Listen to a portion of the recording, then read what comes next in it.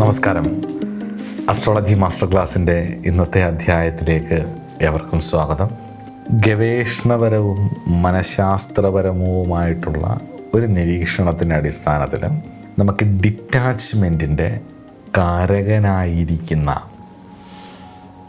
കേതുവിനെ കുറിച്ചൊന്ന് നോക്കാം. കാരണം കേതുവിൻ്റെ ഒരു സ്വഭാവം എന്ന് പറയുന്നത് രാഹു ഇല്യൂഷനാണെങ്കിൽ അറ്റാച്ച്മെൻറ്റിലേക്ക് കൊണ്ടുപോകുന്ന ഒരു ഗ്രഹമാണെങ്കിൽ കേതു എന്ന് പറയുന്നത് ഡിറ്റാച്ച്മെൻറ്റാണ്. ഗവേഷണങ്ങളുടെയും ശാസ്ത്രീയ നിരീക്ഷണങ്ങളുടെയും അടിസ്ഥാനത്തിൽ എൻ്റെ അനുഭവങ്ങളോട് കൂടിയിട്ടുള്ള കുറച്ച് കാര്യങ്ങൾ ഈ അഷ്ടമത്തിലെ കേതുവിനെ കുറിച്ച് ഞാൻ പറയാം. അത് ശ്രദ്ധിക്കണം. പക്ഷെ ഒരു കണക്കിന് നിങ്ങൾ ഈ രണ്ടിലെ രാഹുവിൻ്റെ സ്വഭാവം കാണിക്കുന്നത് നല്ലത് തന്നെയാണ്. നല്ലത് ജീവിതത്തിൽ കുറച്ച് മുന്നോട്ട് പോകാൻ. രണ്ടിലെ രാഹുവിന് ഒരുപാട് കള്ളങ്ങളൊക്കെ പറയും. ദാമ്പത്യ ജീവിതത്തിനൊക്കെ ഒരുപാട് ബുദ്ധിമുട്ടും ഉണ്ടാക്കും ഈ രണ്ടിലെ രാഹു. അപ്പോൾ അത് നമുക്ക് പിന്നീട് ഒരിക്കലും ആ രണ്ടിലെ രാഹു എന്ന് പറഞ്ഞിട്ട് രണ്ടിലെ രാഹുവും എട്ടിലെ കേതു എന്ന് പറഞ്ഞൊരു വീഡിയോ ഉണ്ട്. അത് ഞാൻ ഡിസ്ക്രിപ്ഷൻ ബോക്സിൽ കൊടുത്തേക്കാം, നിങ്ങളൊന്ന് കണ്ടോളൂ. ഇതിന് ശേഷം ഞാൻ കണ്ടിട്ടുള്ള ചില കാര്യങ്ങൾ, ഇതിനെ നേരായ രീതിയിൽ ഇത് ഉപയോഗിക്കുകയാണെങ്കിൽ ഈ കേതുവിനെ ഗണപതി ഭഗവാനെയൊക്കെ ആശ്രയിച്ച് ചണ്ഡികാദേവിയൊക്കെ ആശ്രയിച്ച്, ഇപ്പോൾ മൂകാംബികയിലെ ഭഗവതി ചണ്ഡികാദേവിയൊക്കെ ആശ്രയിച്ച് നിങ്ങളിത് കൊണ്ടുപോവുകയാണെന്നുണ്ടെന്നുണ്ടെങ്കിൽ, ചാമുണ്ടിയൊക്കെ ആശ്രയിച്ച് കൊണ്ടുപോവുകയാണെന്നുണ്ടെന്നുണ്ടെങ്കിൽ നിങ്ങൾക്ക് ഈ കേതുവിൻ്റെ എഫക്റ്റ് നന്നായിട്ട് ഗുണമായിട്ട് കിട്ടും. ഈ രാഹു തലയാണെങ്കിൽ കേതു വാല. അത് വാലെന്ന് പറഞ്ഞാൽ അത്രയും നമുക്ക് ഉള്ളിലിരിക്കും, നമുക്ക് മനസ്സിലാവില്ല. ഒട്ടും മനസ്സിലാവാത്തൊരു ഭാവമായിട്ട് എട്ടിൽ കേതു വന്നാലുള്ള ഒരു കാര്യം എന്ന് പറയുന്നത്, ഒന്നാമത്തെ ഗുണഫലങ്ങൾ നമുക്ക് നോക്കാം. നമ്പർ 1 എന്ന് പറയുന്നത് മിസ്റ്റിക്കൽ ഇൻസൈറ്റ്സ് ആണ്. അതീന്ദ്രിയമായിട്ടുള്ളൊരു ജ്ഞാനം. വലിയ അറിവൊന്നും വേണമെന്നില്ല, ഇവർക്കൊരു ഉൾക്കാഴ്ച ഉണ്ടാവും. ഇത് മോശമായി പോകുമ്പോഴാണ് ചില ആൾക്കാർ ഈ തുള്ളുന്നതും ഒരുപാട് പ്രവചന ഗുരുവായിട്ടൊക്കെ മാറുന്നത്. ഒരു അറിവുമില്ല, ഒന്നുമില്ല. പക്ഷെ അത് കുറച്ച് കാലത്ത് നിൽക്കും. അത് ചില സോളുകളുടെ ഒരു ഇൻഫ്ലുവൻസും കൂടി വരും കേട്ടോ. 8ലെ കേതു 4ലെ കേതുവിനൊക്കെ എന്ന് പറഞ്ഞാൽ, പ്രത്യേകിച്ച് 8ലെ കേതുവിനും 4ലെ കേതുവിനും ഒക്കെ ചില സമയത്ത് ഒരു സോൾ ഇൻഫ്ലുവൻസസ് വന്നിട്ട് സോൾ അറ്റാച്ച്മെൻറ്റുകൾ വന്നിട്ടൊക്കെ ചിലപ്പം ഇവർക്ക് ESP ഒക്കെ നന്നായിട്ട് വർക്ക് ചെയ്തിട്ട് ഇവർ ഈ ജ്യോതിഷം, തന്ത്രം അല്ലെങ്കിൽ മന്ത്രം ഇങ്ങനെയുള്ള ഗവേഷണങ്ങളിലൂടെ പോകുന്നവരാണെങ്കിൽ കുഴപ്പമില്ല. പോകാത്തവരാണെങ്കിൽ ഇതൊന്നും ഇല്ലാതെ ചിലപ്പോൾ ഓരോന്ന് പറയും. അത് കുറേയൊക്കെ ശരിയായിട്ട് വരികയും ചെയ്യും. മറ്റുള്ളവർക്ക് കാണാൻ കഴിയാത്ത ചില കാര്യങ്ങൾ കാണാൻ പറ്റുകയും പറയാൻ പറ്റുകയൊക്കെ ചെയ്യും. അത് ചില വിദ്യകളുണ്ട് അതിനകത്ത്. അത് നമ്മൾ വെറുതെ അങ്ങ് അവർ തോന്നലാണെന്നൊന്നും പറഞ്ഞ് അങ്ങനെ കളയാൻ പറ്റില്ല. വളരെ കൃത്യമായിട്ട് മരണം അല്ലെങ്കിൽ ആർക്കെങ്കിലും എന്തെങ്കിലുമൊക്കെ വരാൻ പറ്റുന്നതൊക്കെ ഇവർക്ക് നേരത്തെ അവരുടെ ESP വളരെ സ്ട്രോങ് ആയിരിക്കും എന്നുള്ളതാണ്. അത് ഒന്നാമത്തെ ഒരു ഗുണമായിട്ടുള്ള കാര്യം. രണ്ടാമത്തെ ആത്മീയമായിട്ടുള്ള ഉയർച്ചയാണ്, സ്പിരിച്വൽ ട്രാൻസ്ഫർമേഷൻ. ജീവിതത്തിലെ പ്രതിസന്ധികളെ ലൗകികമായിട്ടുള്ള രീതിയിലല്ലാതെ ആത്മീയമായിട്ടുള്ള രീതിയിൽ കൈകാര്യം ചെയ്യാനുള്ളൊരു കഴിവ് ഇവർക്കുണ്ടാവും എന്നുള്ളതാണ്. ഐഹികമായ സുഖങ്ങളെക്കാൾ ആത്മീയമായിട്ടുള്ള അറിവിനാണ് പ്രാധാന്യം കൊടുക്കാൻ ഇവർ മുൻഗണന നൽകുകയും ചെയ്യും എന്നുള്ളതാണ്. 35-40 വയസ്സൊക്കെ കഴിയണം. ഈ രണ്ടിലെ രാഹുവിനൊരു കുഴപ്പമുണ്ട്. അതാ ഫോക്കസ് ആവേണ്ടതും കേതു നിൽക്കുന്ന ഭാവത്തിലേക്ക് അധികം ഫോക്കസ്ഡ് ആവരുതെന്നാണ് പറയുന്നത്. എന്നാൽ പോലും ആധ്യാത്മികപരമായിട്ടുള്ളൊരു വളർച്ചയിലൂടെ അല്ല നിങ്ങൾ ആ രണ്ടിലെ രാഹുവിനെ ബലപ്പെടുത്തിയെടുക്കുന്നതെന്നുണ്ടെങ്കിൽ നിങ്ങളുടെ വിദ്യാധനം ഇതൊക്കെ അത് ബ്രേക്ക് വരും. നിങ്ങളുടെ വാക്ക് ഇതിനൊക്കെ ഒരു കട്ട് വരും. അതൊക്കെ നിമിത്തം നിങ്ങൾക്കൊരു ജീവിതത്തിൽ വലിയ തടസ്സങ്ങൾ, ഒരു ബ്രേക്ക് വരുന്നൊരു പോയിൻ്റ് നിങ്ങളെ കൊണ്ടുവന്ന് എത്തിക്കും എന്നുള്ളതാണ്. 8ലെ കേതുവും അതങ്ങനെ തന്നെയാണ്. അപ്പോൾ അപ്രതീക്ഷിതമായിട്ടുള്ള നേട്ടങ്ങളെന്ന് പറഞ്ഞാൽ സഡൻ ഗെയിൻസ്, സാമ്പത്തികപരമായിട്ടുള്ള ചില അനുഗ്രഹങ്ങൾ, ഭാഗ്യങ്ങൾ കേതു കൊണ്ടു കൊടുക്കും. മുമ്പൊരിക്കലും കരുതിയിട്ടില്ലാത്ത സ്രോതസ്സുകളിൽ നിന്നും ധനം നിങ്ങളുടെ അടുത്തേക്ക് വരുന്നതായിട്ട് നിങ്ങൾക്ക് ഫീൽ ചെയ്യും. അത് ഉറപ്പായിട്ടും ഉള്ളൊരു കാര്യമാണ്. പിന്നെ പ്രതിസന്ധികളിലെ നിർമ്മമതയാണ് 8ലെ കേതുവിൻ്റെ മറ്റൊരു പ്രത്യേകത. വലിയ അപകടങ്ങളോ പ്രതിസന്ധികളോ വരാനുള്ളൊരു സാധ്യതയുണ്ട് ഈ അഷ്ടമത്തിലെ കേതുവിന്. വാഹനങ്ങളൊക്കെ സൂക്ഷിച്ചുപയോഗിക്കണം. എൻ്റെ ദശയും അപഹാരം, 8ൽ കേതു നിൽക്കുമ്പോൾ ദശയും അപഹാരമൊക്കെ കൂടെ വരികയാണെന്നുണ്ടെങ്കിലുണ്ടല്ലോ, നിങ്ങൾ വല്ലാണ്ട് ശ്രദ്ധിക്കണം എന്നുള്ളതാണ് എനിക്ക് പറയാനുള്ളത്. കാരണം അത് ബുദ്ധിമുട്ടുണ്ടാക്കും. അത് 8ൽ രാഹു നിന്നാലും രാഹുവിൻ്റെ ദശ അപഹാരം തുടങ്ങുമ്പോൾ വാഹനാപകടങ്ങളൊക്കെ ഉണ്ടാവും. അല്ലെങ്കിൽ എന്തെങ്കിലും ജോലിയൊക്കെ നഷ്ടപ്പെട്ടു പോകും. നിങ്ങളുടെ അന്നത്തിന് ബുദ്ധിമുട്ടുണ്ടാകുന്ന അവസ്ഥയിലേക്കൊക്കെ അത് കൊണ്ടുവന്നെത്തിക്കും. പ്രത്യേകിച്ച് ഈ രാഹു 2-ലോ 8-ലോ ഒക്കെ നിൽക്കുമ്പോൾ, അല്ലെ രാഹുവിൻ്റെ ദശയൊക്കെ തുടങ്ങുമ്പോൾ, അല്ലെ കേതുവിൻ്റെ ദശയൊക്കെ തുടങ്ങുമ്പോൾ ചിലപ്പോൾ അന്നം മുട്ടുന്ന അവസ്ഥകളൊക്കെ വരും. അപ്പോൾ അതിനെ നേരിടാനുള്ളൊരു പ്രത്യേക കഴിവ് ഈ 8-ലെ കേതുവിനുണ്ട് എന്നുള്ളതാണ്. ഒരു ഡിറ്റാച്ച്മെൻറ്റ് സ്റ്റൈലാണ് ഇവർക്ക് പൊതുവേ ഉള്ളത്. അപ്പോൾ അതുകൊണ്ട് തന്നെ ഇവർക്കൊരു എല്ലാത്തിനോടും ഒരു വിരക്തി വരും എന്നുള്ളതാണ്. ഇനി അടുത്തതെന്ന് പറയുന്നത് ആരോഗ്യമായിട്ടുള്ള വെല്ലുവിളികളാണ്. രോഗനിർണയം നടത്താൻ വല്ലാണ്ട് ബുദ്ധിമുട്ടുണ്ടാകും ഈ രാഹുകേതുക്കളുടേത്. കാരണം അവർ പൊതുവേ ഷാഡോയാണ്. അപ്പോൾ അവരുടെ ഫലങ്ങളും വല്ലാണ്ട് ഷാഡോ ആയിരിക്കും എന്നുള്ളതാണ്. അവർ കേതുവിനൊരു പേര് തന്നെ ഉണ്ട്, അനിർവചനീയനെന്ന്. പുള്ളി അങ്ങോട്ടും നിർവചിക്കാൻ പറ്റത്തില്ല. അപ്പോൾ അതുകൊണ്ട് തന്നെ ഇവർ തരുന്ന അസുഖങ്ങൾ പലപ്പോഴും ഈശ്വരീയമായിട്ടുള്ള പരിഹാരങ്ങളിലൂടെയാണ് കേതുവിൻ്റെ അസുഖങ്ങൾ മാറുന്നത്. അതുകൊണ്ട് തന്നെ ഗുഹ്യരോഗങ്ങൾ, അല്ലെങ്കിൽ ശസ്ത്രക്രിയകൾ, ഉദരരോഗം, വയറിന് ടെസ്റ്റ് ചെയ്യുമ്പോൾ കാണത്തില്ല, പക്ഷേ എന്നും പ്രശ്നങ്ങളായിരിക്കും. വയറിന് ഒരു തരത്തിൽ അസിഡിറ്റിയോ അല്ലെങ്കിൽ വയറിൻ്റെ പ്രശ്നങ്ങളോ കോൺസ്റ്റിപ്പേഷനോ ഒന്നും മാറാതെ ഇങ്ങനെ വീണ്ടും അപ്പോൾ ചെന്ന് നോക്കുമ്പം നോർമലായിരിക്കും. ഗ്യാസ്ട്രോളജിസ്റ്റിനെയൊക്കെ കണ്ടാൽ പോലും ഈ നമ്മളെ എന്തൊക്കെ ടെസ്റ്റുകളൊക്കെ ചെയ്ത് വായിക്കൂടായാലും മലദ്വാരത്തിലൂടെയൊക്കെ ആണെങ്കിലും ഒക്കെയുള്ള ടെസ്റ്റുകളൊക്കെ ചെയ്താൽ പോലും അത് ഡയഗ്നോസ് ചെയ്ത് എടുക്കാൻ പറ്റില്ല എന്തു അസുഖം എന്നുള്ളത്. അവർ കുറച്ച് മരുന്ന് തരും, തൽക്കാലം ഒരു ശാന്തി ഉണ്ടാകും, വീണ്ടും പ്രശ്നം വരും. അപ്പോൾ അതുകൊണ്ട് തന്നെ ആരോഗ്യപരമായിട്ടുള്ള വെല്ലുവിളികളെ പരിഹരിക്കുന്നതിന് മരുന്നിനോടൊപ്പം മന്ത്രവും പ്രാർത്ഥനയും വേണം. പ്രത്യേകിച്ച് ഗണപതി പ്രീതിയും, ചണ്ഡിക, ചാമുണ്ഡി, രക്തയാമുണ്ഡി, അങ്ങനെയുള്ള ദേവതകൾ, വീരഭദ്രസ്വാമി ഇത്യാദി ദേവതകൾ, അതുപോലെ തന്നെ വന്യദേവതകൾ, വനത്തിൽ വെച്ച് പൂജിക്കുന്ന ദേവതകൾ ഒക്കെ വിശേഷമാണ് എന്നുള്ളതാണ്. അതുപോലെ തന്നെ മാനസികമായിട്ടുള്ള ഏകാന്തത ഇവരെ വല്ലാണ്ട് എപ്പോഴും ഇങ്ങനെ അലട്ടിക്കൊണ്ടിരിക്കും എന്നുള്ളതാണ്. ജനക്കൂട്ടത്തിൻ്റെ നടുവിൽ പോയാൽ പോലും ഒരുതരം ഒറ്റപ്പെടൽ ഇവർക്ക് എപ്പോഴും അനുഭവപ്പെടാം എന്നുള്ളതാണ്. മനസ്സിൽ അറിഞ്ഞോ അറിയാതെയാണെങ്കിലും എന്തോ ഒരു വിരക്തി, വൈരാഗ്യം എന്ന് പറഞ്ഞു കഴിഞ്ഞാൽ വിരോധമല്ല കേട്ടോ. വൈരാഗ്യം എന്ന് പറയുന്ന വാക്ക് പലപ്പോഴും ആൾക്കാർ തെറ്റി, അവനോട് കടുത്ത വൈരാഗ്യം ഉള്ളത് കൊണ്ടാണ് അവൾ അങ്ങനെ ചെയ്തതെന്നൊക്കെ പറയും. പക്ഷേ അത് വിരോധമാണ്, കടുത്ത വിരോധം എന്നാണ് പറയുന്നത്. വൈരാഗ്യം എന്ന് പറയുന്നത് അത് അതിനോടുള്ള ഒരു അറിയാതെ എന്തിനോടോ ഉള്ള ഒരു തീക്ഷ്ണമായിട്ടുള്ളൊരു അന്വേഷണമാണ്. അപ്പം അത് എന്തോ ഒന്നിനോട് ഇങ്ങനെ ഒരു അന്വേഷണം ഇവരറിയാതെ ഉണ്ട്. അതുപോലെ ഒരു ഏകാന്തതയ്ക്ക് കാരണമായ ഒരു വിഷയം, ഒരു ട്രോമ വിട്ടുമാറാതെ ഇവരെ പിന്തുടരുകയും ചെയ്യും എന്നുള്ളതാണ്.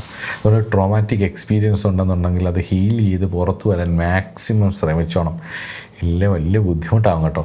നിങ്ങൾക്ക് മുന്നോട്ട് പോകുമ്പം അത് ബുദ്ധിമുട്ടുണ്ടാകും. പ്രത്യേകിച്ച് കുടുംബകാര്യങ്ങളിലെ തടസ്സം, പങ്കാളിയുടെ കുടുംബവുമായി, പങ്കാളിയുമായിട്ട്, ഭാര്യാഭർത്തൃ വീട് അല്ലെങ്കിൽ ഭാര്യ വീട് അല്ലെ ഭർത്തൃ വീട്, ഇവരൊക്കെ ആയിട്ട് അഭിപ്രായ വ്യത്യാസങ്ങളോ അല്ലെങ്കിൽ അവരിൽ നിന്ന് അകന്ന് നിൽക്കേണ്ടി വരുന്ന സാഹചര്യങ്ങളോ ഒക്കെ വരാം.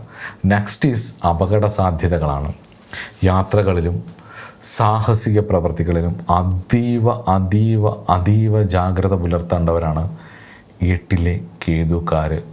അപ്രതീക്ഷിതമായി ഉണ്ടാകുന്ന മുറിവുകളോ വീഴ്ചകളോ, കാരണമറിയാതെ പോകുന്ന പലതും, നമ്മൾ ഈ ചില ആൾക്കാർക്ക് റിലേഷൻഷിപ്പൊക്കെ പരാജയപ്പെട്ട് കഴിയുമ്പം എന്നോട് ചോദിച്ചിട്ടുണ്ട്, സാർ അത് ഒന്ന് അവൾ അല്ലെങ്കിൽ അവൻ ഒരു ക്ലോഷർ ചെയ്തിരുന്നെങ്കിൽ, അതൊന്ന് പറഞ്ഞു തീർത്തിരുന്നെങ്കിൽ എനിക്കൊരു സമാധാനമായേനെ. ഇത് പറയാതെ പോയി എന്തിനാണ് എന്നുള്ളതാണ് വാസ്തവത്തിൽ. അത് ഈ കേതുവൊക്കെ 8-ലെ കേതുവിൻ്റെ ദശാപഹാരം, രാഹുവിൻ്റെ ദശാപഹാരം ഒക്കെ നടക്കുന്ന സമയത്ത് ഇങ്ങനെ വരും. പലർക്കും വരുന്നത് കണ്ടിട്ടുണ്ട്. അപ്പോൾ എനിക്ക് അവരോട് പറയാനുള്ളത്, പൂർവ്വജന്മ പ്രാരാബ്ധമാണത്. ആ ക്ലോഷർ കിട്ടിയില്ല, കർമ്മഫലവും കൊണ്ട് അവരതങ്ങ് പോയി എന്നങ്ങ് വിചാരിക്കുക. പച്ചയ്ക്ക് പറഞ്ഞാൽ നിങ്ങളുടെ ആവശ്യം കഴിഞ്ഞു, അല്ല നിങ്ങളുടെ ജീവിതത്തിൽ അവരുടെ സ്വാധീനം കഴിഞ്ഞു, അല്ല അവരുടെ സമയം കഴിഞ്ഞു, അല്ല അവരുടെ ജീവിതത്തിൽ നിങ്ങളുടെ പ്രകൃതി അനുവദിച്ചു തന്ന സമയം കഴിഞ്ഞു. അപ്പോൾ അവരുടെ വിധി അല്ല ഈ വിധി ബുദ്ധിയെ നിയന്ത്രിച്ച് രണ്ട് വഴിക്ക് പോയി എന്നുള്ളതാണ്. അതിലേക്ക് അധികം ഞാലാൻ നിന്നാൽ കെട്ടുകളറ്റേ മുക്തി വരൂ ദൃഢം, കെട്ടുകളോ ഫലഭുക്തിയായി തീരും, കെട്ടായിക ഇനിയും നാരായണ ചെയ്യാമെന്ന് എഴുത്തച്ഛൻ പറയില്ലേ ഹരിനാമ കീർത്തനത്തിൽ. അപ്പോൾ ഇനി കെട്ടാതിരിക്കുക, അത് വിട്ടേക്കുക, അതിനിയും വരില്ല, അതങ്ങനെ പോയി. അതിൻ്റെ ഒരു ക്ലോഷർ കിട്ടുക എന്ന് പറഞ്ഞു കഴിഞ്ഞാൽ ആക്ച്വലി അത് നമ്മൾ മനഃശാസ്ത്രപരമായിട്ട് നമുക്കത് കിട്ടിയാൽ കുറച്ചുകൂടെ സമാധാനമാക്കാൻ വേണ്ടി നമ്മൾ ചെയ്യുന്നത്. വാസ്തവത്തിൽ ആ സമയത്ത് ഈശ്വരനെടുത്ത് സ്വയം ഉൾക്കൊള്ളാൻ ഉള്ള പാടുകൊണ്ടാണ് അങ്ങനെ പറയുന്നത്. വാസ്തവത്തിൽ അതങ്ങ് ഉൾക്കൊള്ളുക. തേച്ചിട്ട് പോയി, അല്ലെ അവർ ചതിച്ചിട്ട് പോയി, അല്ലെങ്കിൽ അവർ ഇങ്ങനെ ആയിരുന്നു. അത് ഏത് തലത്തിൽ നിങ്ങൾക്ക് ചിന്തിക്കാം. ഏറ്റവും നല്ലതെന്ന് പറഞ്ഞു കഴിഞ്ഞാൽ എൻ്റെ ജീവിതത്തിലെ അവരുടെ റോള് കഴിഞ്ഞു, അല്ലെങ്കിൽ അവരുടെ ജീവിതത്തിലെ എൻ്റെ റോള് കഴിഞ്ഞു എന്ന് ചിന്തിക്കുന്നതാണ് ഏറ്റവും ഉത്തമമായ രീതി. എന്നിട്ടത് ഈശ്വരനിൽ സമർപ്പിച്ച് അതിനകത്തുനിന്ന് എടുക്കാൻ നല്ലത് എന്തെങ്കിലും ഉണ്ടെങ്കിൽ അതെടുക്കുക. മോശമായിട്ടുള്ള അനുഭവങ്ങളാണെങ്കിൽ അതിൽ നിന്ന് പാഠം ഉൾക്കൊള്ളുക. ഇനിയും ജീവിതത്തിൽ അത് വരാതിരിക്കാൻ, അങ്ങനെയുള്ള പ്രശ്നങ്ങൾ വരാതിരിക്കാൻ വേണ്ടിയിട്ട് ശ്രമിക്കുകയും ചെയ്യുക. അതുപോലെ തന്നെയാണ് അപകട സാധ്യതകൾ. ഈ അപകടം മാത്രമല്ല, പലതരത്തിലുള്ള അപകടങ്ങൾ, വാഹന അപകടങ്ങൾ, ജീവിതത്തിൽ സാമ്പത്തികം കൊണ്ടുണ്ടാകുന്ന അപകടങ്ങൾ, വിദ്യാഭ്യാസം കൊണ്ട് സ്ട്രീം സെലക്ട് ചെയ്ത് പരാജയപ്പെട്ടു പോയത് കൊണ്ടുള്ള അപകടങ്ങൾ, അങ്ങനെ അനവധി വിഷയങ്ങൾ വരാനുള്ള അൺപ്രഡിക്റ്റബിൾ ആയിട്ടുള്ള ഒരു പ്ലാനറ്റാണ് കേതു എന്ന് പറയുന്നത്. അത് കേതു എട്ടി നിൽക്കുമ്പോൾ ഇങ്ങനെയൊക്കെയുള്ള കാര്യങ്ങൾ വരും. നമ്മളെ പഴയ വീഡിയോയിൽ ഞാൻ വേറെ കുറേ കാര്യങ്ങൾ ഞാൻ പറഞ്ഞിട്ടുണ്ട്. അതും കൂടി ഒന്ന് നിങ്ങൾ കണ്ടു നോക്കണം കേട്ടോ. നമ്മുടെ യൂട്യൂബിൽ നമ്മുടെ പ്ലേലിസ്റ്റിൽ ഡെസ്റ്റിനി പ്ലാനറ്റ്സ് എന്ന് പറയുന്ന ഒരു സീരീസ് ഉണ്ട്. എനിക്ക് തോന്നുന്നു വിഷ്ണു സഹസ്രനാമത്തിൻ്റെ അർത്ഥം പറഞ്ഞതിന് ശേഷം ഞാൻ ഏറ്റവും കൂടുതൽ സമയം മെനക്കെട്ടത് ആ 14-15 വീഡിയോയ്ക്ക് വേണ്ടിയിട്ടാണ്. 300 വീഡിയോസ് അസ്ട്രോളജിയായിട്ട് ബന്ധപ്പെട്ടിട്ടുണ്ടെങ്കിലും പല കാര്യങ്ങളും നമ്മൾ റിസർച്ച് ചെയ്യുമെങ്കിലും ആ 13-14 വീഡിയോ ഞാൻ ചെയ്യുന്ന സമയത്ത് എന്നെ ഒരുപാട് തരത്തിൽ അതിൻ്റെ കർമ്മഫലങ്ങൾ, ചിലപ്പോൾ ആ വീട്ടിലേക്ക് ഇറങ്ങിപ്പോയത് കൊണ്ടായിരിക്കാം, അല്ലെങ്കിൽ അതിനെക്കുറിച്ച് പഠിക്കാൻ ഇറങ്ങിപ്പോയത് കൊണ്ടായിരിക്കാം, രാഹുകേതുക്കൾ എന്നെ വല്ലാണ്ട് വേട്ടയാടി എന്നുള്ളതാണ്. എനിക്ക് ആ സമയത്താണ് കുറച്ച് ശാരീരിക ബുദ്ധിമുട്ടുകളും പല തരത്തിലുള്ള കാര്യങ്ങളും ഒക്കെ ഉണ്ടാകുന്നത്. അതുപോലെ തന്നെ രാഹുവിൻ്റെ അപഹാരവും നടക്കുന്നൊരു സമയവും കൂടിയായിരുന്നു.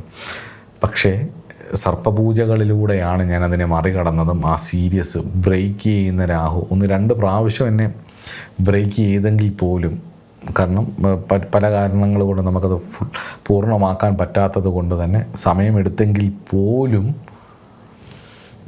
ഞാനത് പൂർത്തീകരിച്ചത് വാസ്തവത്തിൽ അഷ്ടനാമങ്ങളുടെ ബലിയും അതുപോലെ തന്നെ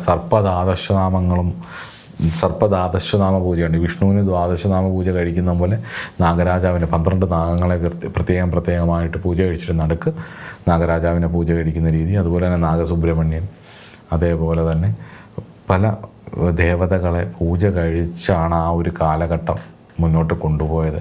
നിങ്ങൾക്ക് ആ വീഡിയോ കാണുമ്പോൾ പറയാം. അതോടൊപ്പം തന്നെ കാളഹസ്തിയിൽ പോയി രാഹുകേതു പൂജയും കഴിച്ച് കുക്കി സുബ്രഹ്മണ്യ സ്വാമി ക്ഷേത്രത്തിലൊക്കെ പോയി ആശ്ലേഷബലി പോലുള്ള കാര്യങ്ങളും, അതുപോലെ തന്നെ നമ്മുടെ അടുത്തുള്ള ക്ഷേത്രങ്ങളിലും മണ്ണാറശാല, വെട്ടിക്കോട്ട്, പിന്നെ വടക്കോട്ട് പെരളശ്ശേരി പോലുള്ള ക്ഷേത്രങ്ങളിലുമൊക്കെ പോകുന്ന വഴിക്കും എൻ്റെ യാത്രക്കിടയിലുമൊക്കെ പ്രധാനപ്പെട്ട സർപ്പസങ്കേതങ്ങളിലൊക്കെ പോയിട്ട് ഏകദേശം ഒരു 1.5 മാസത്തിൻ്റെ ഇടയിലാണ് ഞാനത് അവിടെ വഴിപാടുകളൊക്കെ പറഞ്ഞ് നീർന്നും പോകാൻ പറ്റുന്നിടത്തൊക്കെ പോയും ഒക്കെയാണ് ഞാൻ ആ സീരീസ് തീർത്തത്. അതുകൊണ്ട് തന്നെ വിദ്യാർത്ഥികളായിട്ടുള്ള നിങ്ങൾക്ക് എനിക്ക് 300ഓളം വീഡിയോ മേളിലുണ്ട്. ഞാൻ എല്ലാം ഒന്നും റെക്കമെൻഡ് ചെയ്യില്ല, അത് ഓരോരുത്തരുടെ ഇഷ്ടമാണ്, നിങ്ങൾ കണ്ടു നോക്കാം. പക്ഷേ ജ്യോതിഷ വിദ്യാർത്ഥികൾ കാണേണ്ട ഒരു സീരീസാണ് ഇത്. അത് ഞാൻ ചെയ്തുകൊണ്ട് മാത്രമല്ല, അതിനകത്ത് ഒരുപാട് എഫേർട്ടുണ്ട്. നിങ്ങൾക്കത് അത്രയും കുറച്ച് പഠിച്ചാൽ മതി എന്നുള്ളത് കൊണ്ടാണ്. അതിന് ശേഷം ഈ വീഡിയോ കാണുക. അപ്പോൾ നിങ്ങൾക്ക് കുറച്ചും കൂടി അതിനെക്കുറിച്ച് മനസ്സിലാക്കാൻ പറ്റുകയും ചെയ്യും എന്നുള്ളത് ഉറപ്പാണ്. പൂർവ്വജന്മത്തിൽ ഇൻകംപ്ലീറ്റഡ് ആയിട്ടുള്ള അനവധി ഡെപ്റ്റുകൾ അല്ലെങ്കിൽ ദൃഢഫലങ്ങൾ വരുന്ന ഭാവമായിരിക്കും കേതു നിൽക്കുന്ന ഭാവം എന്ന് പറയും. പൂർവ്വജന്മവുമായിട്ട് ബന്ധപ്പെട്ടിട്ട് കാർമിക് ആയിട്ടുള്ള ഒരുപാട് കാര്യങ്ങൾ സ്ഥിരമാണ് ആ ഫലം. നിങ്ങളുടെ ജാതകത്തിൽ കേതു സ്വയം നിരീക്ഷിക്കാനായിട്ട് വിട്ടുതരാം. നിങ്ങളുടെ ജാതകത്തിൽ കേതു ഏത് ഭാവത്തിലാണോ നിൽക്കുന്നത്, ആ ഭാവത്തിന് പറയുന്ന കാര്യങ്ങൾ വളരെ എവിഡൻ്റായിട്ട് നിങ്ങളുടെ ജീവിതത്തിൽ കുറച്ച് മുന്തി നിൽക്കും. അത് വേദനയാണെങ്കിൽ വേദന, ഗുണമാണെങ്കിൽ ഗുണം. വേദനയാണെന്നുണ്ടെങ്കിൽ അത് ഒഴിഞ്ഞു മാറാതെ ഇങ്ങനെ വേട്ടയാടിക്കൊണ്ടിരിക്കും എന്നുള്ളതാണ്. അപ്പോൾ 8ാം ഭാവത്തിൽ കേതു സൂചിപ്പിക്കുന്നത് കഴിഞ്ഞ ജന്മത്തിൽ നിങ്ങൾ മരണത്തെക്കുറിച്ചോ ജീവിതത്തിൻ്റെ നിഗൂഢതകളെക്കുറിച്ചും ആഴത്തിൽ പഠിക്കാൻ ശ്രമിക്കുകയും അത് നിമിത്തം പല ആൾക്കാർക്കും ചില ബുദ്ധിമുട്ടുകൾ ഉണ്ടാക്കുകയും ചെയ്തിട്ടുണ്ടാവാം. അതിനാൽ ഈ ജന്മത്തിൽ നിങ്ങളുടെ ഒരു ഫോക്കൽ പോയിൻ്റ് ഭൗതികപരമായിട്ടുള്ള കാര്യങ്ങളിലേക്ക് തന്നെ ശ്രദ്ധ വരണം. 2ാം ഭാവത്തിലേക്ക് ശ്രദ്ധ വരണം. അല്ലാതെ യഥാർത്ഥ അറിവ് തേടിപ്പോകാൻ വേണ്ടിയിട്ട് നിങ്ങൾ രണ്ടാം ഭാവം ശ്രദ്ധിക്കാതിരുന്നാൽ യഥാർത്ഥമായ അറിവ് നിങ്ങൾക്ക് കിട്ടും. ഒരുപാട് ഡിറ്റാച്ച്മെൻറ്റുകളും ഉണ്ടാവും. പക്ഷേ ഗൃഹസ്ഥൻ എന്നുള്ള രീതിയിൽ ഒരുപാട് പരാജയങ്ങൾ നിങ്ങൾ ഫേസ് ചെയ്യേണ്ടതായിട്ട് വരും. ഇത് രണ്ടും കൂടെ ബാലൻസ് ചെയ്ത് കൊണ്ടുപോകാൻ പഠിക്കുകയും വേണം. പരിഹാരങ്ങൾ നമുക്ക് നിർദ്ദേശിക്കാം. റെമഡീസ് ഫോർ സ്റ്റെബിലിറ്റി, അതായത് പരിഹാരങ്ങളും നിർദ്ദേശങ്ങളും നമുക്ക് നോക്കാം. പ്രത്യേകിച്ച് കേത് നിൽക്കുമ്പോൾ ഒറ്റ വീഡിയോ ആയിട്ട് അങ്ങ് തീർക്കുകയാണ്. മറ്റുള്ള വീഡിയോകൾ നമ്മൾ ശരിക്കും പറഞ്ഞു കഴിഞ്ഞാൽ ഓരോരോ കാര്യങ്ങളായിട്ട് നമ്മൾ പറഞ്ഞായിരുന്നു പൊയ്ക്കൊണ്ടിരുന്നത്. ഇപ്പോൾ രാഹുവേതുക്കളെക്കുറിച്ച് ഞാൻ ഒരുപാട് ചർച്ച ചെയ്തിട്ടുള്ളതുകൊണ്ടാണ് ഇങ്ങനെ പോകുന്നത്. അതുകൊണ്ട് പരിഹാരങ്ങൾ നിർദ്ദേശിക്കാം. കേതുവിൻ്റെ ദോഷകാഠിന്യം കുറയ്ക്കാൻ ഒന്നാമത്തത് ഗണപതി ആരാധനയാണ്. ഗജമുഖൻ. അപ്പം പ്രത്യേകിച്ച് ഈ നമ്മൾ മനുഷ്യൻ്റെ രൂപത്തിലല്ലാത്ത ദേവതകൾ, ഇപ്പം നരസിംഹം പോലെ, ഇപ്പം കഴുത്ത് സിംഹം, ശരീരം മനുഷ്യൻ്റെ കൂട്ട്, ഗണപതി കഴുത്ത് ആനയുടെ കൂട്ട്, ശരീരം, അങ്ങനെയൊക്കെയുള്ള ദേവതകളെ കൂടുതൽ ആരാധിക്കുന്ന കേതുവിനുള്ള പരിഹാരമായിട്ട് ചില ഗ്രന്ഥങ്ങൾ, പ്രത്യേകിച്ച് കർണാടക, ആന്ധ്ര ബേസ്ഡ് ആയിട്ടുള്ള ചില പ്രാചീന അസ്ട്രോളജി ഗ്രന്ഥങ്ങളിൽ, പഴയ അസ്ട്രോളജി ഗ്രന്ഥങ്ങളിൽ കണ്ടിട്ടുണ്ട്. പൊതുവെ കേരളീയർ കേതുവിനെ കൊണ്ട് പറയുന്നത് കേതുസ്തു ചണ്ടാല ദൈവതം എന്നൊക്കെ ഈ അടുത്ത സമയത്തുള്ള ഗ്രന്ഥങ്ങളിൽ, കൃഷ്ണമാർഗം പോലുള്ള ഗ്രന്ഥങ്ങൾ തൊട്ടിങ്ങോട്ടുള്ള ഗ്രന്ഥങ്ങളിലൊക്കെ പറയും. അതായത് ചണ്ടാലന്മാർ പൂജിക്കുന്ന ദേവത എന്നല്ല അതിൻ്റെ അർത്ഥം എന്ന് പറയുന്നത്. ഒരു നിഷ്ഠയോടോ ചിട്ടയോടോ ഇല്ലാതെ അല്ലാതുള്ള ഈ നമ്മുടെയൊക്കെ നാട്ടിൽ കല്ലേരി അപ്പൂപ്പൻ നട, അല്ലെങ്കിൽ വന്യമായിട്ട് ഈ കാട്ടിലൊക്കെ വെച്ച് പൂജിക്കുന്ന ദേവതകൾ, പ്രത്യേകിച്ചൊന്നുമില്ല. ഒരു പേര്, ഈ ശാബര മന്ത്രങ്ങൾ, ഈ പലപ്പോഴും തന്ത്രത്തിൻ്റെ പല വിഭാഗങ്ങളെക്കുറിച്ച് പറയുമ്പം അതിലെ ഒരു വിഭാഗമാണ് ശാബരം എന്ന് പറയുന്നത്. അതിന് പ്രത്യേകിച്ച് ഛന്ദസ്സോ ഒന്നും ഉണ്ടാവില്ല, ധ്യാനമൊന്നും. പക്ഷേ ഭൗതിക വിജയങ്ങൾക്ക് വേണ്ടിയിട്ടാണ് ശാബര മന്ത്രക്രമങ്ങൾ. അപ്പോൾ ഓരോ ദേശങ്ങൾക്കും ഈ ശാബര മന്ത്രങ്ങൾ വരുന്നത് വാസ്തവത്തിൽ ചിലപ്പോൾ മലയാളത്തിലുള്ള ഭാഷാമന്ത്രങ്ങളായിരിക്കും. ചിലപ്പം അതിൽ ഈ ഹനുമാൻ ചാലിസ ഒക്കെ ശാബരമന്ത്രങ്ങളിൽ പെടുന്നതാണ്. അപ്പോൾ അതുകൊണ്ട് തന്നെ തടസ്സങ്ങൾ മാറ്റാൻ വേണ്ടിയിട്ട് അങ്ങനെയുള്ള കാര്യങ്ങൾ കൃത്യമായിട്ട് ഭക്തിപൂർവ്വം ചെയ്യാവുന്നതാണ്. പക്ഷേ എന്നാലും സിസ്റ്റമാറ്റിക്കായിട്ട് ഫോളോ ചെയ്യുന്നതാണ്. നമ്മൾ അങ്ങനെയാണ് ഫോളോ ചെയ്യുന്നത് എന്നുള്ളതുകൊണ്ട് മറ്റൊന്നും തെറ്റാന്നല്ല. പക്ഷേ ഞാൻ എങ്ങനെയാണോ ഫോളോ ചെയ്യുന്നത് എനിക്ക് അങ്ങനെയല്ലേ പറയാൻ പറ്റൂ. അതുകൊണ്ട് ഗണപതി ആരാധനയാണ് മുഖ്യം എന്നുള്ളതാണ്. അപ്പോൾ തടസ്സങ്ങൾ മാറാൻ വിഘ്നേശ്വരനെ ആരാധിക്കുന്നത് കേതുദോഷത്തിന് ഏറ്റവും ഉത്തമമായിട്ടുള്ള പരിഹാരമാണ്. ദിവസവും ഗണപതി സ്തോത്രം ജപിക്കുന്നതും, ചെറിയ രീതിയിൽ പറ്റുമെങ്കിൽ ഒരു കൊച്ചു ഹവന കൊണ്ടൊക്കെ മേടിച്ച് വെച്ച് രാവിലെ ഒരു ത്രിമധുരം, ഒരു തേങ്ങാപ്പൂളും, ഇച്ചിരി ശർക്കര, ഇച്ചിരി തേനും കൂടെ ഒരു ചെറുതായിട്ടും തീ കത്തിച്ച് 2-3 വിറക് വെച്ച് ഇച്ചിരി തൊണ്ടിൻ്റെ ഇതോടെ ഇട്ട് ഒരു തീ കത്തിച്ച് ഗണപതി ഭഗവാനെ സങ്കല്പിച്ച് അതിലേക്ക് ഹോമിക്കുന്നതും, ഗണപതി സ്തോത്രം കൊണ്ട് നെയ്യ് ഹോമിക്കുന്നതും ഒക്കെ വളരെ വിശേഷമാണ്. അതൊക്കെ ചെയ്യാൻ പറ്റുന്നവർ ചെയ്യുക. ഫ്ലാറ്റിലൊക്കെ ജീവിക്കുകയാണെങ്കിൽ ഇതൊക്കെ ചെയ്ത് കഴിഞ്ഞ് സ്മോക്ക് അടിച്ച് സ്മോക്കല്ല ഒക്കെ വന്ന് വലിയ വിഷയമാവും. വീട്ടിലാണെങ്കിൽ അങ്ങനെ ചെയ്യുക. ഇല്ലെങ്കിൽ ഗണപതി സ്തോത്രങ്ങൾ ചെയ്യാൻ നോക്കുക കേട്ടോ. ഞങ്ങൾക്കിതൊക്കെ ചെയ്യാൻ പറ്റുമോ ഗണപതി ഹോമം? എല്ലാവർക്കും ചെയ്യാം, ഒരു കുഴപ്പമില്ല. ഗണപതി ആരാധിക്കുന്ന, പ്രത്യേകിച്ച് തന്ത്രശാസ്ത്രത്തിന് അങ്ങനെ ജാതിമത ഭേദമൊന്നുമില്ല. തന്ത്രത്തിൽ പല വിഭാഗങ്ങൾ പറയുന്നുണ്ട് കേട്ടോ. ഞാനത് പറയാം. വൈദിക താന്ത്രികം, താന്ത്രിക വൈദികം, ശുദ്ധ വൈദികം, ശുദ്ധതന്ത്രം എന്നൊക്കെ പറഞ്ഞിട്ടും ഇതിൻ്റെയൊക്കെ പല ഗ്രന്ഥങ്ങളും പല രീതികളുമുണ്ട്. തന്ത്രശാസ്ത്രത്തെ ബേസ് ചെയ്തിട്ട് ഒരു ഗ്രന്ഥം ഒരു 16 വർഷമായിട്ട് ഞാൻ എഴുതിക്കൊണ്ടിരിക്കുന്നൊരു പുസ്തകമുണ്ട്. അത് ഏകദേശം അതിൻ്റെ ഒരു ക്ലൈമാക്സിലേക്ക് എത്തുന്നു. അത് എത്തിക്കണം. കാരണം എന്ന് വെച്ച് കഴിഞ്ഞാൽ 12,000 പേജായി ഇത്രയും വർഷം കൊണ്ട്. അതിപ്പോൾ ക്രോഡീകരിച്ചുകൊണ്ടിരിക്കുകയാണ്. അപ്പോൾ അതെങ്ങനെയെങ്കിലും ഒന്ന് പബ്ലിഷ് ചെയ്യണമെന്ന്. അപ്പോൾ അതിനകത്ത് ഈ പലതരത്തിലുള്ള വിഷയങ്ങളെക്കുറിച്ച് നമ്മൾ തന്ത്രശാസ്ത്രപരമായിട്ടുള്ള വിഷയങ്ങളെക്കുറിച്ച് ചർച്ച ചെയ്യുന്നുണ്ട്. അപ്പം അതുകൊണ്ടാണ് ഇപ്പോൾ ജ്യോതിഷത്തിൻ്റെ ഒരു ഗ്രന്ഥം എഴുതി തുടങ്ങിയിട്ട് ആ ഒരു സീരിയസ് ചവിട്ടി വെച്ചിരിക്കുന്നത്. ഇതൊന്ന് തീർക്കട്ടെ. കാരണം ഇത് ഒരുപാട് വർഷമായിട്ട് ഉള്ളതാണ്. ഇനി അത് തീർക്കണം എന്നുള്ളത് കൊണ്ടാണ് പലപ്പോഴും നമ്മുടെ അസ്ട്രോളജി ക്ലാസ് പോലും വൈകുന്നത്. അതൊന്ന് തീർക്കണം എന്ന് വെച്ചിട്ടുണ്ട്. കാരണം അത് പല സമയങ്ങളിൽ, പല മാനസികാവസ്ഥകളിൽ, പല ജീവിതാനുഭവങ്ങളിലൂടെ കടന്നുപോയ സമയത്ത് പലരും തന്ന അറിവുകൾ, അനവധി രഹസ്യമായിട്ടുള്ള അറിവുകൾ,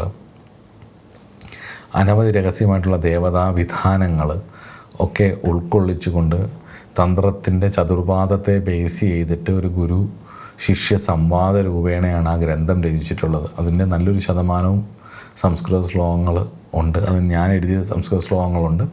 അതുകൂടാതെ പഴയ ഏൻഷ്യൻ്റായിട്ടുള്ള ടെക്സ്റ്റുകളിൽ നിന്നും അതുപോലെ തന്നെ അതിലെ വിഷയങ്ങളെ നിരൂപിക്കാൻ വേണ്ടിയിട്ട് ഭഗവത്ഗീത പിന്നെ എല്ലാവർക്കും പറ്റുന്ന ഗ്രന്ഥമാണല്ലോ.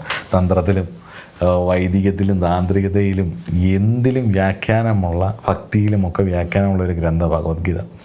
അപ്പോൾ അതിലെ ശ്ലോകങ്ങളടക്കം എങ്ങും തൊടാതെ ഒരു 100-400 ശ്ലോകങ്ങൾ തന്നെ ഞാൻ എഴുതിയിട്ടുണ്ട് പല വൃത്തങ്ങളിലായിട്ട്. പിന്നെ പല വ്യാഖ്യാനങ്ങൾ, പല ഗ്രന്ഥങ്ങളെ ഒരുപാട് കിട്ടിയ പുതിയ പുതിയ അറിവുകൾ ഇതെല്ലാം ചേർത്ത് വെച്ചിട്ടുള്ളൊരു ഗ്രന്ഥമാണ്. അതൊന്ന് ക്രോഡീകരിക്കണം. ഈ 32,000 പേജുള്ളത് കട്ട് ചെയ്ത് ഒരുപാട് കാര്യങ്ങൾ വീണ്ടും വീണ്ടും പല സമയങ്ങളിൽ എഴുതിയത് കൊണ്ടത് റിപ്പീറ്റായിട്ട് വരുന്നുണ്ട്. അപ്പോൾ അതൊക്കെ ഒന്ന് വായിച്ച് നോക്കി കട്ട് ചെയ്ത് കുറച്ച് വരുന്ന സമയത്ത് നമുക്ക് അതിൽ ഇതുപോലുള്ള ഒരുപാട് കാര്യങ്ങൾ പറയുന്നുണ്ട്.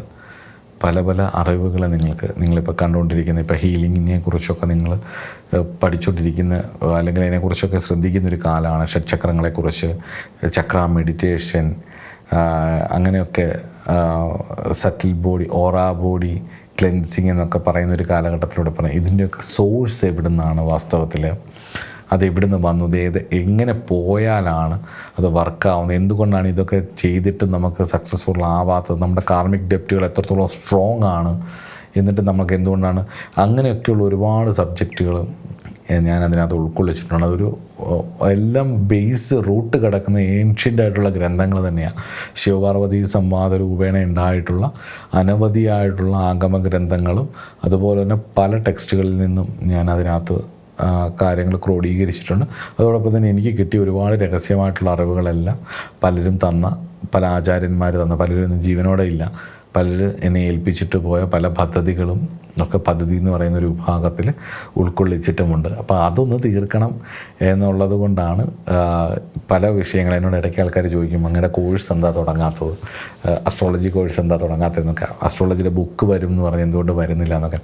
വാസ്തവത്തിൽ ചെയ്യുമ്പം, അതായത് വേണമെങ്കിൽ അതിലുള്ള പല കാര്യങ്ങളും പല ബുക്കുകളായിട്ട് വേണം ഇറക്കാമെന്ന്, അങ്ങനെ ചവറുകളുടെ ആവശ്യമില്ല. ഇനി ഇൻ്റർനെറ്റൊക്കെ ഇഷ്ടംപോലെ അവൈലബിൾ ആയതുകൊണ്ട് ഒരു ഓഥർ എന്നുള്ള രീതിയിലൊരു പേര് വെക്കാൻ വേണ്ടിയിട്ട് ആയിരിക്കരുത് എൻ്റെ ഒരു ഗ്രന്ഥം ഇറങ്ങുന്നതെന്ന് എനിക്ക് നിർബന്ധമുള്ളതുകൊണ്ടാണ് ഇപ്പോൾ ഈ ഒരു തൃപ്തി വരാതെ 10-16 വർഷമായിട്ട് ഒരു സാധനത്തിന് ഇങ്ങനെ മെരുക്കി പുതുക്കി ഇങ്ങനെ കൊണ്ടുവന്നത്. ആ ഗ്രന്ഥത്തിൽ ഈ ഗണപതിയുടെ ഒരു ഭാഗമുണ്ട്. അതിനകത്ത് ഗണപതിയും അതുപോലെ തന്നെ ഗണപതിയുടെ മഹാഗണപതി തർപ്പണം എന്ന് പറയുന്ന ക്രിയകളൊക്കെ ഉണ്ട്.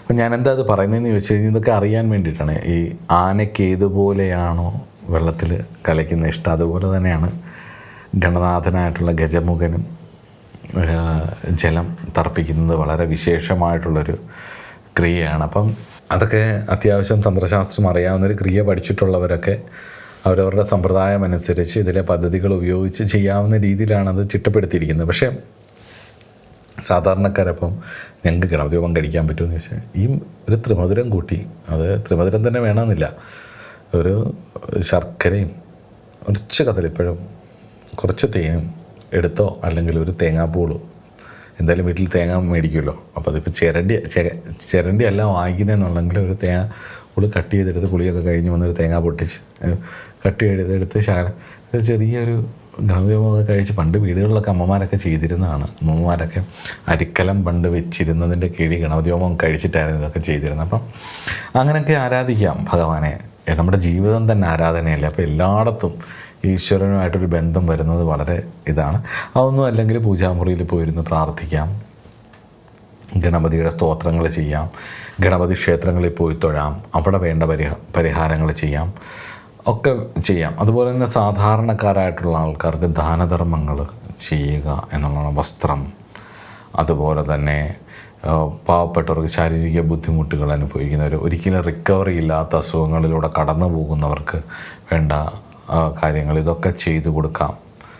റിക്കവറി ഇല്ലാത്ത ഏരിയകളിൽ നമുക്ക് ഇനി ഒരു തിരിച്ചുവരവില്ല എന്ന് നമ്മൾ പറയില്ലേ ചില കാര്യങ്ങളിൽ, അത് കേതുവിൻ്റെ എന്ന് പറഞ്ഞാൽ അനുഭവമാണ്, പൂർണ്ണ അനുഭവമാണ്.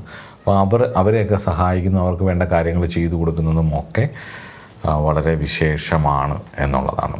പിന്നെ ഈ തെരുവ് നായ്ക്കൾക്കൊക്കെ ഭക്ഷണം കൊടുക്കുന്നത് കേതുവിൻ്റെ ദോഷങ്ങൾ കുറയ്ക്കാൻ നമ്മളെ സഹായിക്കും എന്ന് പറയുന്നു. അതുപോലെ തന്നെ ആത്മീയമായിട്ടുള്ള ഗ്രന്ഥപാരായണം നിത്യശീലമാക്കുന്ന സ്വാധ്യായം, പ്രത്യേകിച്ച് ആത്മീയമായിട്ടുള്ള ഗ്രന്ഥപാരായണം നിത്യശീലമാക്കുന്ന, പ്രത്യേകിച്ച് ജീവിതത്തിന് അർത്ഥം പറഞ്ഞു തരുന്ന ഗ്രന്ഥങ്ങൾ, യോഗവാസിഷ്ടമോ അല്ലെങ്കിൽ ഭഗവത്ഗീതയോ അല്ലെങ്കിൽ തന്ത്രത്തിൻ്റെ പറയുന്ന ചതുർപാദങ്ങളിലെ ജ്ഞാനം എന്ന് പറയുന്ന പാഠമോ അല്ലെങ്കിൽ കാശ്മീരി ശൈവതന്ത്രങ്ങളിലെ പ്രകാശ വിമർശങ്ങളെ പോലെ പറയുന്ന വിഷയങ്ങളോ ഒക്കെ നിങ്ങൾക്ക് ഗാഢമായിട്ട് അന്വേഷിച്ചാൽ ഉറപ്പായിട്ടും ഈ കേതുവിനുള്ളൊരു പരിഹാരമാണ്. ചുരുക്കത്തിൽ അഷ്ടമത്തിലെ കേതു എന്ന് പറയുന്നത് വാസ്തവത്തിൽ ഭൗതികതയുടെയും ആധ്യാത്മികതയുടെയും ഇടയിൽ കിടന്നുള്ളൊരു ഇതായിരിക്കും. കാരണം ധനത്തോടെ നല്ല ആഗ്രഹമായിരിക്കും, വിദ്യാഭ്യാസത്തോടെ നല്ല ആഗ്രഹമായിരിക്കും.